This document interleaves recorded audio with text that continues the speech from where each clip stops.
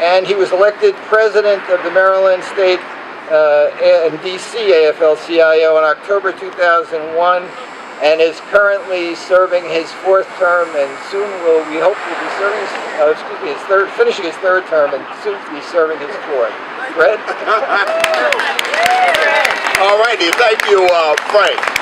And before I offer my remarks, I want to recognize the president of AFGE Local 1923, Sister Cynthia Ennis.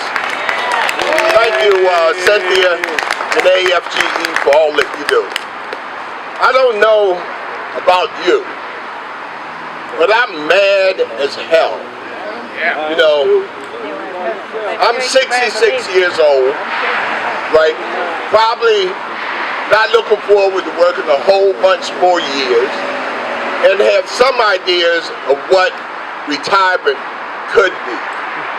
I paid into Social Security from day one when I started working. I'm mad because they didn't ask you if you wanted Social Security. Right. They took the money. Right. That's the difference between you and the bank. Right. Who are entitled to interest on their loan. I'm mad at the folks that we elected to represent us in our interests. And it's not a particular party. There are more Democrat millionaires in Congress than they are Republicans. And for these people to talk about slashing $300 billion from the federal deficit that Social Security didn't create, supposedly by chain CPI. Now, you know what CPI is, Consumer Price Index? That's where the cost of everything goes up every year and every year. And over the course of your work life, you know, you get a little wage increase here and there, so that you can kind of keep up with inflation. At least be able to keep up with the game. But some of us here have an idea of what being chained means. It means that you're not in that race, in that equal race with keeping up. It pulls you further and further behind.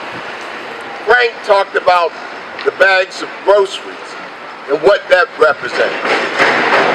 But I see many of my fellow seniors in the grocery store, and these politicians didn't consider them. See, because what they figured, if you change the CPI, then people on Social Security would just make adjustments by spending less. That means you'll be able to survive on less food during the course of a year. That means that you will somehow be able to get cheaper housing, that you will somehow be able to keep or get cheaper health insurance, that you will somehow be able to afford cheaper transportation.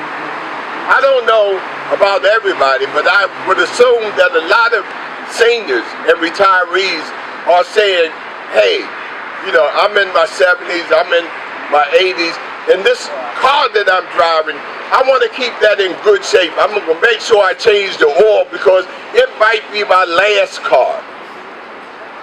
These chain CPI people, they're saying, well, you can get a lesser car. Well, nobody in their 80s is going, or 90s is going to go out and buy a new car, right? So we already, when we weigh the bananas, when we weigh the apples, to make sure that we're not spending outside of the budget, we're already trying to live within our means. And these politicians are saying that we're going to scratch you until it hurts. We're going to drain every penny out of you.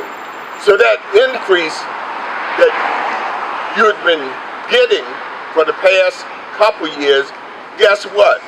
We're going to change that now, so you won't get it next year.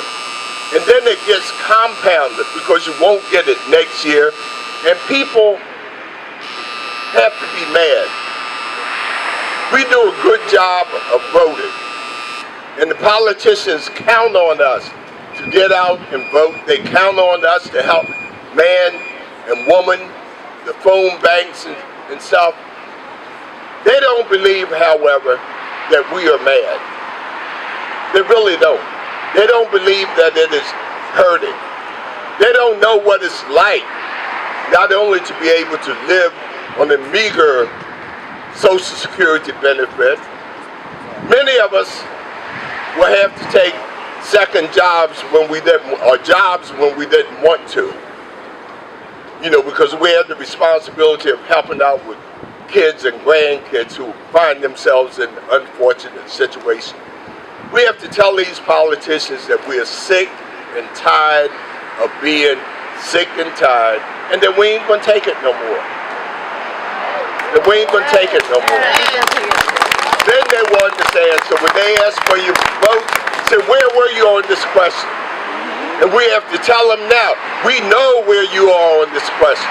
We know that you're trying to take $300 billion from retirees and seniors in this country, and we're not going to take it anymore. We're going to fight until we can find other solutions.